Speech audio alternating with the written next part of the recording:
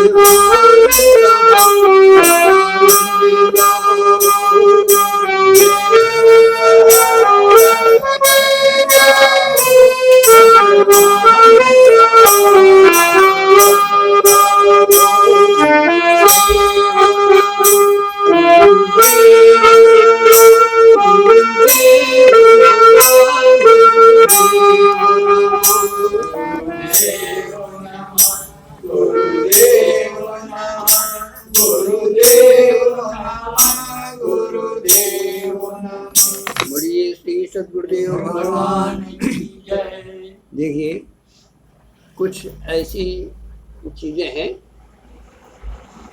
जैसे उदाहरण के तौर पर लो कि हम पिता को जानना चाहें तो हमारी ताकत नहीं है कि हम पिता को किसी प्रकार से जानें।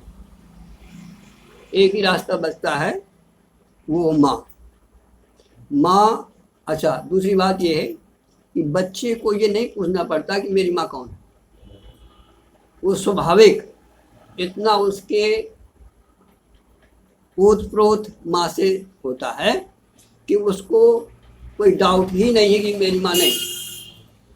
लेकिन जब धीरे धीरे जो बड़ा होता है तो सिर्फ माँ को जानता है, पिता को कोई उसकी जानकारी, और माँ ही उसको पापा पापा कह करके पिता को इंगित करती है। करती ही नहीं करती। अर्थात पिता को जानना हो तो माँ की परम आवश्यक है। बिना माँ के हम आप जान नहीं सकते, क्योंकि पिता के बारे में सारा का सारा राज माँ जानती है। तो माँ ही हमको, पिता को, और हम माँ पर इतने समर्पित होते हैं कि माँ किसी को भी कह दे XYZ और हम उसको पूर्ण रूप से स्वीकार कर लेते हैं। इसी तरह से जब हम एक साधारण पिता को हम बिना गुरु की माँ के नहीं जान सकते, तो हम परम पिता को जानने बैठे हैं।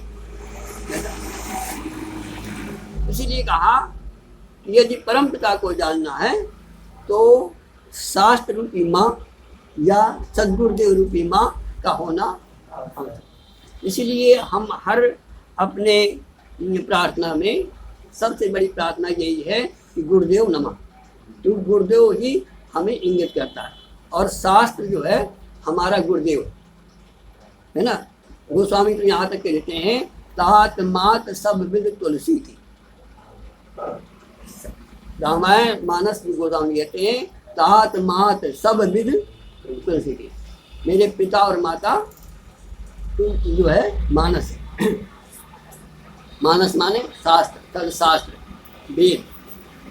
तो कहने का भाव हमारा ये है, जब तक हम आप गुरु के दरबार में नहीं जाएंगे, हमारा लक्ष्य क्या है? हमारा लक्ष्य है पिता का, बच्चे का लक्ष्य होता है पिता को मालूम करना। हमारा आपका लक्ष्य है परम पिता को जानना। तो हमारे गुरुदेव क्या कहते हैं, क्या कहते हैं, अभी एक गीत में था बढ़िया, ये है तन, एक जरा फिर कहो जरा, है तन पर नजर ना आवे ऐसा राम हमारा। और इसी बात को, ये गुरुदेव की वाणी है, और इसी बात को शास्त्र कहते हैं। शास्त्र जो हमारा गुरु है वो क्या कहता है, राम ब्रह्म चिन्मय अविनाशी और सर्वरहित सब उर उर वासी। अच्छा, तो क्या है कि हम आप संसार में सब कुछ देख रहे हैं, लेकिन इसमें परमात्मा नहीं दिखाई दे रहा। यहाँ तक कि है तन में, पर नजर तन में ही नहीं है, पूरे कण कण में ही हरि व्यापक। लेकिन दुख इस बात का ये है कि परमात्मा हमें नजर है तन में, पर नजर ना आवे। और यह क्या है तन पर नजर ना आवे ऐसा राम हमारा।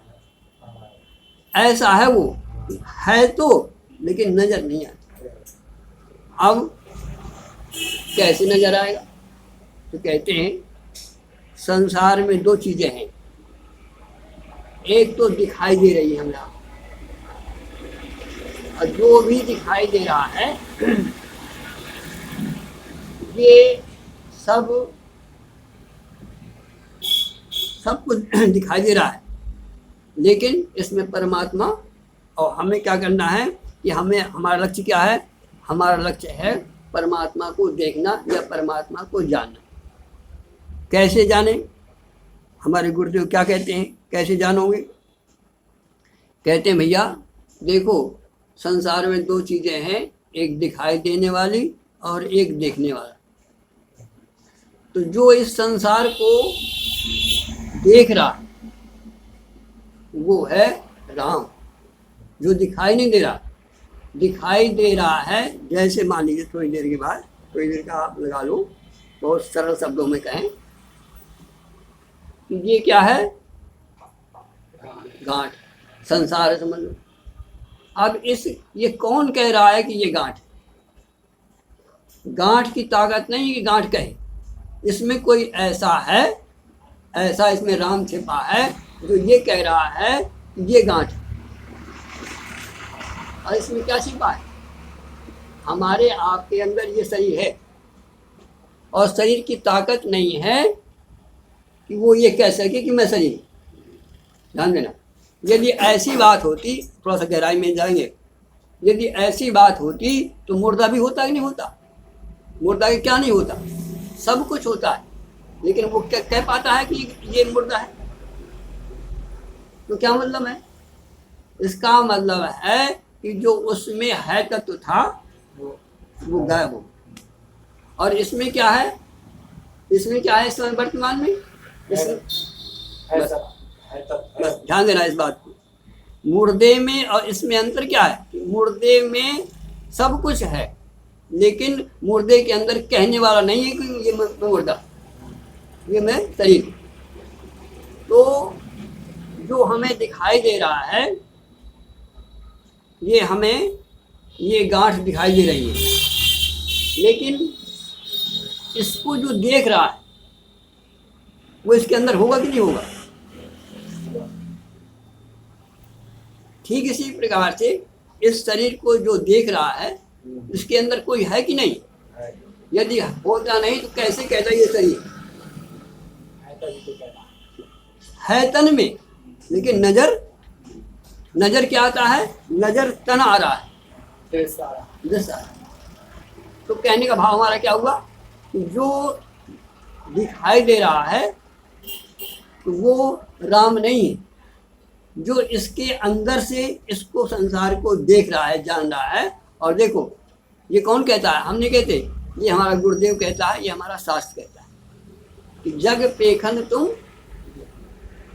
ये राम जी को इंगित किया जा रहा है। वाल्मीकि के यहाँ जब भगवान श्री राम पहुँचे तो उन्होंने अपने इस रूप का वर्णन किया कि मैं दशरथ का बेटा, पिता की आज्ञा से संतों के सत्संग के लिए, ये विहार करने के लिए, कुछ समय अपना जीवन यापन करने के लिए आपके पास आया हूँ। तो वाल्मीकि कहते हैं ये तो ठीक है, ये तुम्हारा शरीर का परिचित है, लेकिन राम तुम ये नहीं हो, ये तो तुम्हारा शरीर है, लेकिन इसके अंदर जो देख रहा है इसको वो तुम। अर्थात हमारा कहने का मतलब क्या है कि राम किसे कहते हैं? राम उसे कहते हैं कि जो इसको देख रहा है, जग पेखन तुम देखन और विधि हरि शंभु। देखिए उसकी जो इसके अंदर देख रहा है वो क्या है? जैसे मान लीजिए थोड़ी देर के लिए आपने अंगूठी देखी होगी, तो अंगूठी दिखाई दे रही है, आ जाओ अंदर आ जाओ। अंगूठी दिखाई दे रही है, लेकिन अंगूठी के अंदर तो कौन कह रहा है कि जो है अंगूठी? बोलो सीधा। अंगूठी तुम्हारे पास है, और अंगूठी यदि बोले कि ये अंगूठी है, तो कौन है उसके अंदर जो कह रहा है? सोना, परमात्मा। बस जो उसके अंदर कह रहा है कि ये अंगूठी है, अंगूठी नहीं बोलेगी, अंगूठी के अंदर कोई है वही बोलेगा। इसी तरह से ये शरीर नहीं बोलेगा, शरीर के माध्यम से जो इसके अंदर बैठा है वही कह रहा है ये शरीर। ठीक इसी तरह से संसार में जो कुछ भी तुम्हें दिखाई दे रहा है ये अंगूठी की तरह है, लेकिन अंगूठी कैसे बनी? सोना ना होता तो अंगूठी बन जाती क्या? यदि ये साफी ना होती तो गांठ बन जाती क्या? तो इसका आधार क्या है?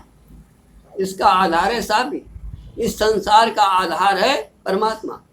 यदि परमात्मा ना होता तो संसार ना होता, यदि सोना ना होता तो अंगूठी ना होती, यदि हमारे आपके अंदर परमात्मा ना होता तो ये तुम्हें दिखाई ना देता।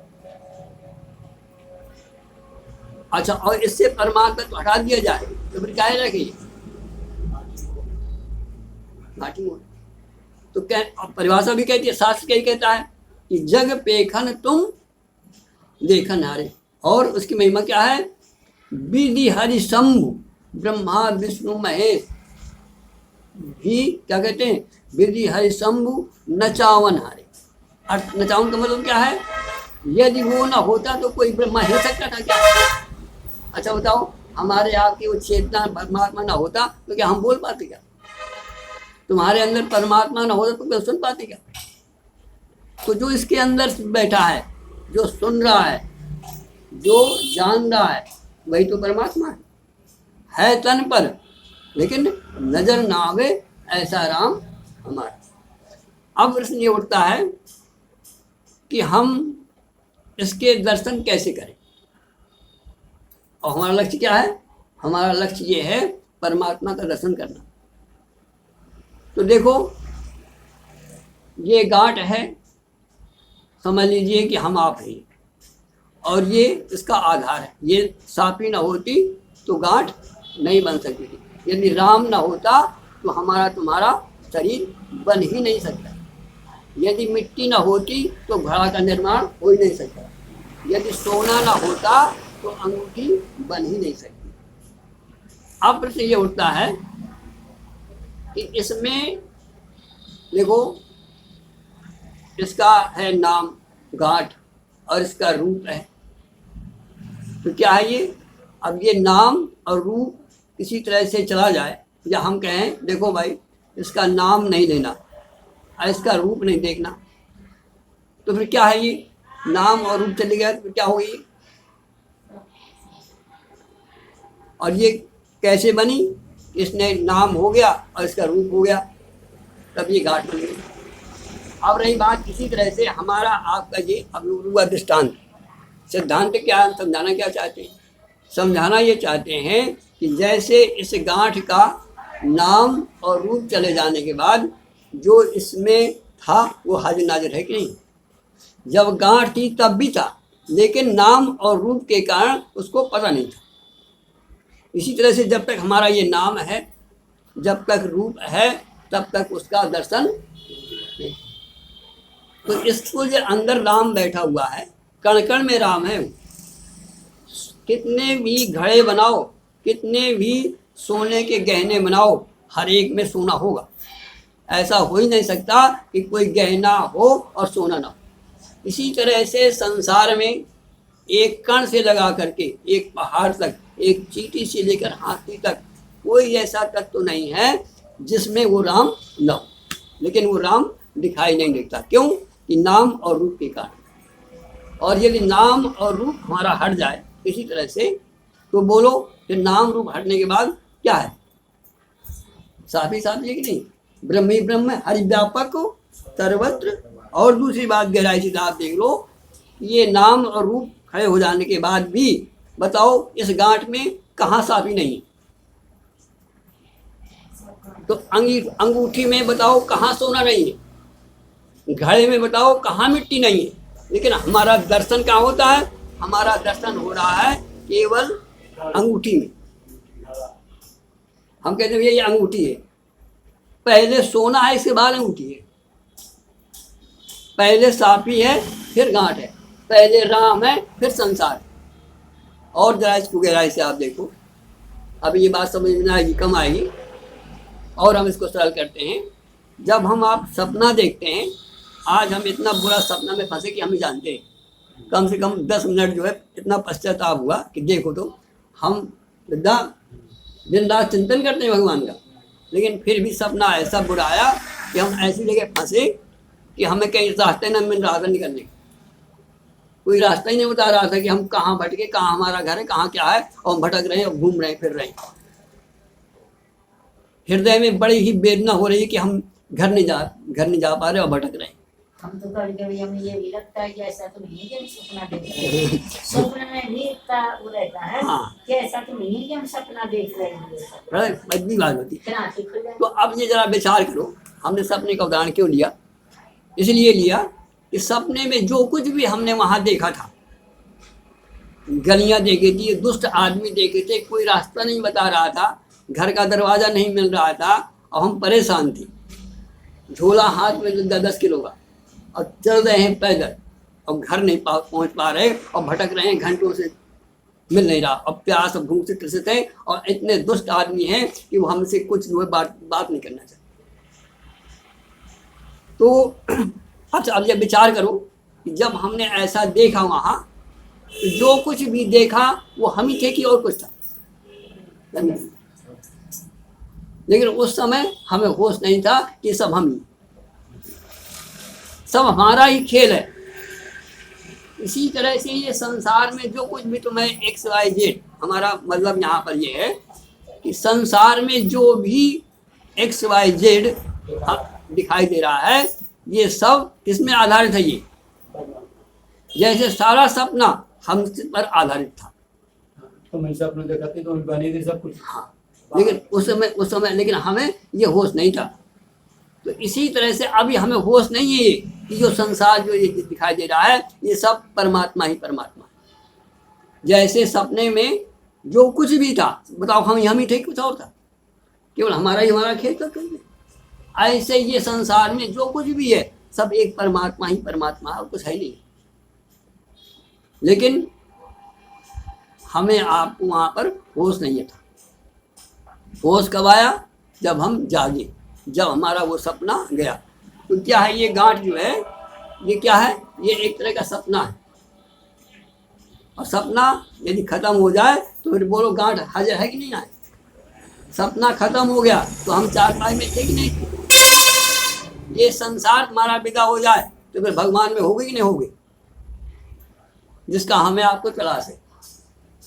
तो अब प्रश्न ये उठता है कि हमारा ये जो संसार है ये कैसे जाए, कैसे हम उस आत्मा का दर्शन करें जिस आत्मा से सारा संसार बन रहा है, कैसे उसका पता करें कि हम ही से सारा संसार बन रहा है। तो एक ही रास्ता है कि उठो मानो आँख खोलो, सो चुके हो अब न सोना, स्वर्ण घड़ियाँ जो कदाचित खो चुके हो अब न खोना। बहुत ही सुंदर समय है, जागता जीवन बिताओ। और हमारा जीवन कहाँ जा रहा है? जागते में नहीं, हमारा आपका सोने में जा रहा है। जैसे हमने सोना देखा, सपना देखा, वहाँ क्या था? हम सो रहे थे। ऐसे हम ये संसार को देख रहे हैं तो समझो कि हम सो रहे हैं। और यदि हम राम को देख लें तो दादा जिसकी हमारी तलाश है वो हो जाए। तो अब ये प्रश्न उठता है कि हम कैसे उस राम का, जिस राम से सारा संसार बना हुआ, तो एक ही रास्ता ये है कि हम अपने इस नाम और रूप को, ये जो इसमें नाम और रूप चल गया, इसके कारण साफी छिप गई है पर नजर ना आवे ऐसा। बोलो इसमें साफी है कि नहीं? लेकिन नजर नहीं आएगी। नजर क्या आ रहा है? गांठ। अंगूठी में सोना है, लेकिन हम कहें क्या है तो तुम यही कहोगे कि ये जो है अंगूठी। और जब कहेंगे अरे ये अंगूठी है तो, लेकिन ये बताओ जिससे ये बनी है क्या वो नहीं है? तब फिर तुम्हारा दिमाग कहाँ जाएगा कि पहले तो सोना है, इसके बाद पहले तो परमात्मा है, फिर संसार है, पहले हम हैं, फिर ये। तो ये कैसे जाए? एक ही रास्ता ये है कि इसका किसी तरह से हम नाम और रूप खो दें तो हम उसको उपलब्ध हो जाएंगे जिसकी हमें तलाश। अब प्रश्न ये उठता है ये हमारा नाम और रूप कैसे खोए? तो हम आपसे पूछें कि जब हम आप सोते हैं तो बताओ ये रहता है कि तुम सीता हो? ये रहता है कि तुम्हारा ये मकान है ना? सब खो जाता है। लेकिन सब खो जाने के बाद भी कोई वहाँ बचता है कि नहीं बचता? कौन कहता है कि सब खो गया था? कौन कहता है कि आज हमने सपना देखा था? कौन कहता है कि आज बहुत गहरी नींद आई? इसका मतलब है कि वहाँ कोई है। जब सब खो जाने के बाद भी कोई वहाँ बचता है जो बता रहा है। जैसे हम कई बार उदाहरण देते हैं कि जैसे एक घर में भिखारी आया और भिखारी ने कहा माँ दरवाज़ा खोलो कुछ दे दो। उन्होंने कहा चल आगे बढ़, यहाँ कोई नहीं। भिखारी कहता है भैया यदि यहाँ कोई होता नहीं तो कैसे ये आवाज़ आती? इसका मतलब है कोई है। आवश्यकता क्या है? आवश्यकता दरवाज़ा खोल कर देखने की। ठीक इसी तरह से हमारे आपके अंदर कोई इसमें वो छिपा बैठा हुआ है जो छिप करके हमारी बात को सुन रहा है, छिप करके हमारे मन को जान रहा है, छिप करके हमारे कर्मों को देख रहा है, छिप करके हमें सारे अंगों का, सारी क्रियाओं का वो साक्षी है। बताओ कौन सा ऐसा समय है, कौन सा ऐसी जगह है जहाँ वो तुम्हारे साथ में न हो? कहीं भी जाओ लेकिन वो तुम्हारे साथ में, और वो ऐसा ही नहीं, वो क्या है उसको कहते हैं कि बीनू पगे चले। ध्यान देना जरा, कैसा है वो राम जिसकी हम आप चर्चा कर रहे हैं। बीनू पगे चले सुने बिन काना और कर बिन करम करे विधि नाना। जैसे उदाहरण के समझ लो यहाँ पर आकाश है कि नहीं, और तुम कहीं भी जाओ तो आकाश वहाँ मिलेगा कि नहीं मिलेगा? तो हमारा जो स्वरूप है, जो हमारा राम है, वो कैसा है? वो आकाश की तरह है। ध्यान देना, आकाश। देखो हम इस मकान में बैठे हैं तो इस मकान में आकाश है कि नहीं? तुम्हारे अंदर आकाश है कि नहीं? हमारे अंदर आकाश है कि नहीं? कौन सी ऐसी जगह है जहाँ आकाश ना हो? हरि व्यापक हो। इसी तरह से परमात्मा कैसा है? अच्छा देखो चिड़िया उड़े, यहाँ बैठी है तो आकाश में बैठी कि नहीं बैठी? और कहीं भी जाए वो दादा आकाश से। इसी तरह से ये हमारा मन क्या है? हमारा मन है चिड़िया। ध्यान देना। और चिड़िया के ऊपर, चिड़िया किस में बैठी है? चिड़िया बैठी है आकाश में और उड़ेगी कहाँ? आकाश में। और जाएगी कहाँ? आकाश। तो हमारा मन कहीं भी जाएगा तो हम जान जाएंगे कि मन वहाँ चला गया।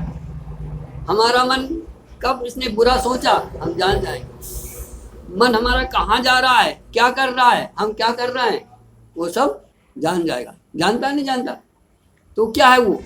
और हम यहाँ बैठे हैं तो यहाँ बुरा काम करें, तुम्हारे घर में जाए वहाँ कुछ काम करें, मंडी में जाए वहाँ कुछ काम करें, तो बताओ वो वहाँ भी है कि नहीं? इसका मतलब ये है कि वो हमारे आप के अंदर रहा है। देखो कोई बात आ रही है तन पर नजर व्याप रहा। क्या था वो तुम्हारा? एक एक लाइन उसको देखना जरा। हाँ, व्याप रहा 14 भुवन में, सबसे न्यारा है। और उसके बाद देखो व्याप तो रहा ही है और सबसे अलग है वो। देखो आकाश में हम बैठे हैं और आकाश हमसे अलग है, अलिप्त है। और दूसरी बात सभी विश्व के बाहर भीतर रम रहा राम। हाँ, बस एक एक इसको तुम बार बार पढ़ना है इसको, और बार बार इसको याद खूब रट लेना, और बार बार एक एक लाइन पर अर्थ लगाना उसका कि कैसा राम हमारा। तो हमारा कहने का यहाँ वैसे ये था कि जब हम आप रात्रि में सोते हैं तो हमारा आपका नाम और रूप चला जाता है। चला जाता नहीं चला जाता? अच्छा, और जब नाम रूप चला जाता है तो फिर इस नाम रूप को जब चला गया तो इसको कोई जान रहा है कि चला गया, तो जो वो हमारे आपके अंदर बैठा है बस वही परमात्मा है। समझ लो, परमात्मा कहीं तुम 3 काल में कहीं जाओ मिलने वाला नहीं है। कहते हैं नहीं प्राण में, नहीं पिंड में, और नहीं ब्रह्मांड आकाश में, ना मैं भंवर गुफार में रहता, ना मैं श्वासों के श्वास में। अरे खोजी हो ये तुरंत मिल जाऊं एक पल की तलाश में।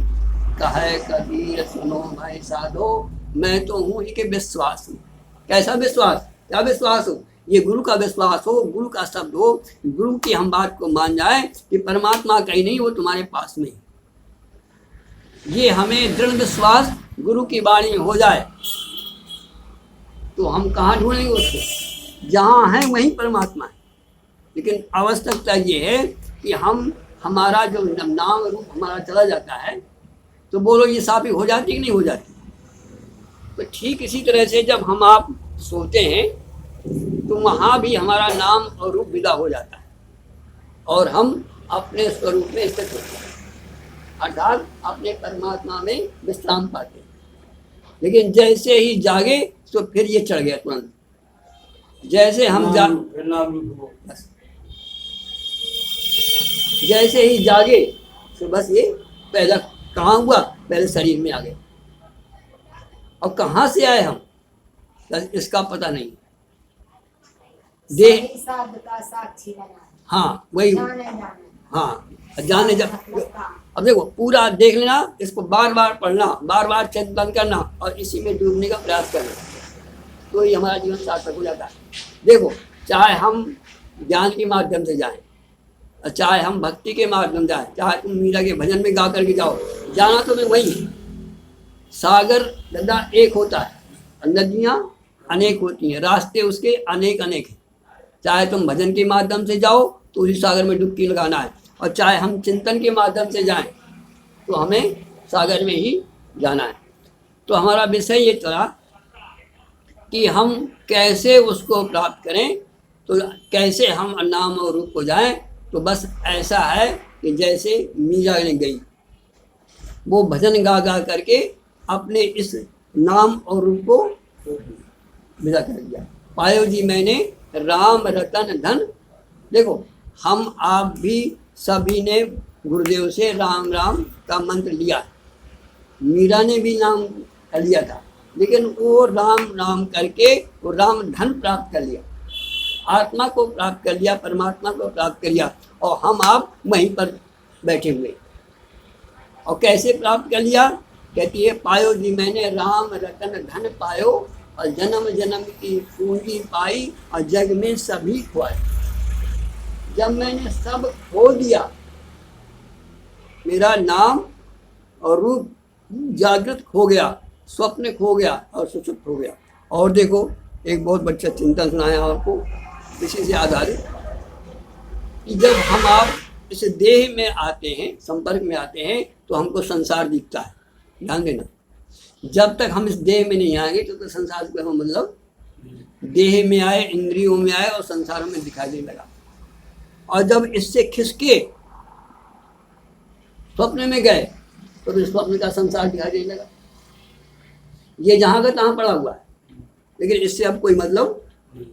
अब हमने एक दूसरा शरीर धारण कर लिया कल्पना का, जिससे हम भाग रहे हैं, जिससे हम चल रहे हैं, जिससे हम फंस रहे हैं, जिससे हम रो रहे हैं। ये शरीर तो जैसा का तैसा है, इससे कोई मतलब नहीं। अब हमारा स्वप्न में दूसरा शरीर खड़ा हो गया। जैसे हमने बताया कि आज हमें ऐसा घटना घटी, खूब ध्यान है कि हम 10 किलो का वजन लादे और घूम रहे हैं।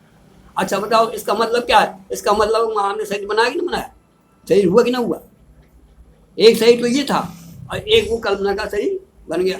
एक ये संसार है, एक वो संसार बन गया। तो मीरा क्या कहती है? मीरा कहती है मैंने इसको भी खोया। हमारा कहने का आज मतलब ये था कि जब हम इस देह से जुड़े तो हमने संसार को पाया, और जब हम उस देह से जुड़े तो हमने स्वप्न को पाया, और जब ये दोनों विदा हो गए तो हम आप नींद में खो गए। हो गए ना, खो गए। अब क्या है, उसका दर्शन कैसे हो? जो हमारे अंदर राम से पाए। क्योंकि हम जब जागते हैं तो इस शरीर को लपेट लेते हैं, जब हम स्वप्न में जाते हैं तो स्वप्न के शरीर को लपेट लेते हैं, और जब नींद में जाते हैं तो नींद के शरीर को वहाँ बेहोश हो जाते हैं। तो कैसे उसको पाओगे? उसको ऐसे पाओगे कि ये भी ना हो, न स्वप्न हो और न नींद। अर्थात देखो, जैसे हम इस जागृत में आकर के संसार को देखते हैं, जैसे हम स्वप्न में आकर के स्वप्न को देखते हैं, नींद में आकर के नींद को देखते हैं, ऐसे ही जब इस समय आप आत्मा में आओगे तो एक ब्रह्म का दर्शन करो। जब हम संसार में आते हैं तो इस इंद्रियों के माध्यम से संसार में रमते हैं, स्वप्न में रमते हैं, और नींद में बेहोश हो जाते हैं। और जब ये तीनों ना होगा, और जब तुम्हारी केवल आत्मा होगी, जो साक्षी बैठा हुआ है, जो जानने वाला है, और जिस समय आप वहाँ पहुँचोगे तो आप देखोगे कि बस वही है, और कुछ दूसरा है नहीं। फिर क्या होगा कि ये राम मैं सब जग जानी और करूँ प्रणाम। तो हमें आपको कहाँ से कहाँ तक जाना है, और ये होगा गुरुदेव के माध्यम से, ये होगा सत्संग के माध्यम से, ये होगा भजन के माध्यम से। बोलो वृंदावन बिहारी लाल की। श्री कृष्ण गोविंद हरे।